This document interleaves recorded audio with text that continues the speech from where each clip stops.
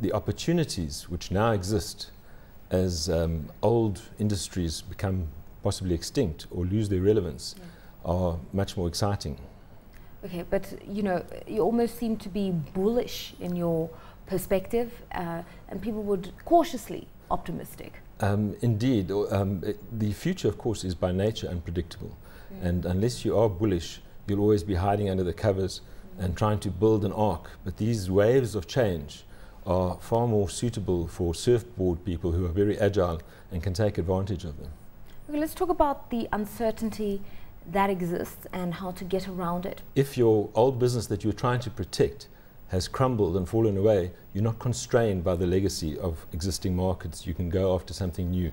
And innovation is something that's going to help you create a new future for yourself. What does freedom mean post-credit crisis? For the entrepreneur, for the innovator, for the leader, freedom means that you're not constrained by what you thought was the paradigm of the existing status quo. Once that has been broken by the disruption, which is now becoming normal, then you are free to explore new avenues. Let's talk about doing business in the current investment climate. Most people take a methodical approach to business.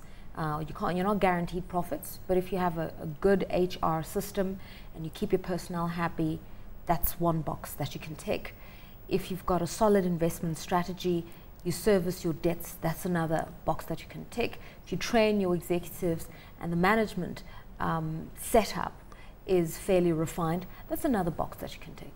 Yes, well, I think the fundamental business imperative is whether you're going to focus on management or leadership. And to us, they're two totally distinct things. Management is all about the scientific approach, the methodical approach, keeping the machine well-oiled and optimizing the current operations.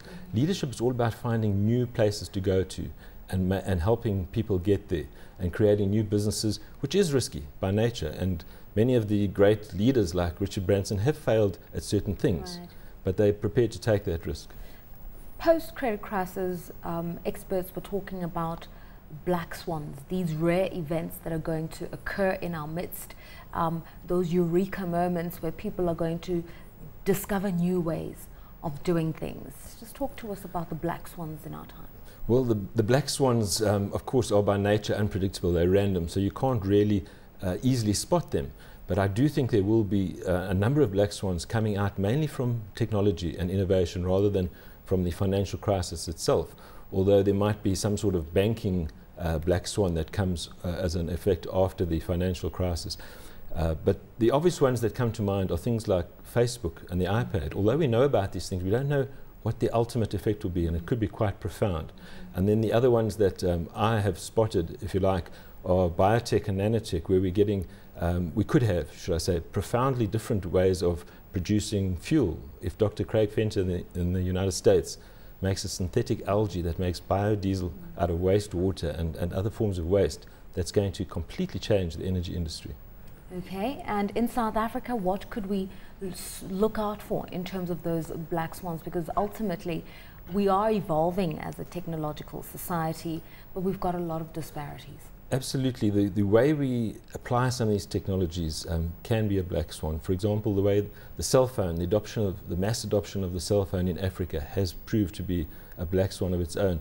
And the other one that I think we should look out for, and perhaps we can find ways of capitalizing on it, is 3D printing. Once you can start printing complete articles, electronics or food and things like that from a 3D printer, it's certainly going to disrupt a lot of industries. Now, you mentioned the entrepreneur who probably has a lot more business freedom than a corporate, for instance, to start again, to reinvent themselves. And essentially it's the entrepreneur where a lot of focus is on at the moment, those SMEs that can create jobs as corporates downsize.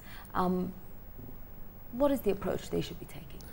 Well, it's the same approach that SMEs have always had to take. They have to be agile, they have to be courageous, they have to take risks. Unfortunately, that is the nature of the beast, but they should have more opportunity now that some of those big giant corporations have downsized and left some what we call white space for them to operate in. So this is the best time for them to make a go of it if they can.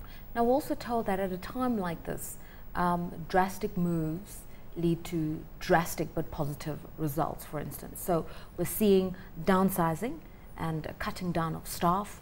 we're seeing wage cuts, we're seeing changes in management. When is radical too radical in a situation like this? Well, I don't think any company has ever cost cut itself to greatness. So you've got to be very careful about radical downsizing. Radical innovation is really about step level change, where you find a new way of coming up to a different level and then look for the next innovation that's going to take you up again, which is not an easy thing to do.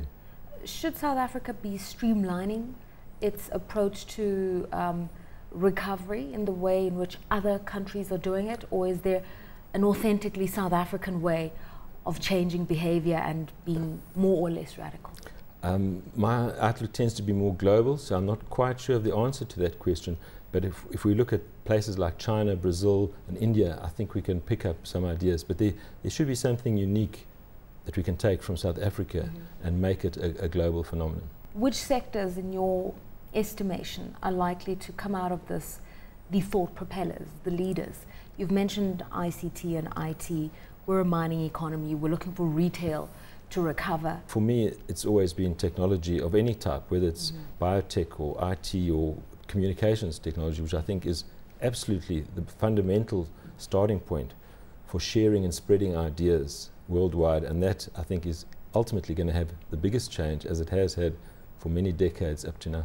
Okay, just as a sort of a scenario planner, as you look forward 5 years from now, what do you hope and what do you think the world is going to look like, Africa is going to look like? I do a lot of scenario planning on a micro basis, which is something called mind bullets that we send out every Thursday. Now, mind bullets are little stories from the future, so they have a future dateline. It might be 5 years' time, it might be 20 years' time. And we construct these little stories and we send them out so that executives can just open their minds to possibilities. Some of them sound quite far-fetched, but it's amazing how many of them have proved to be correct.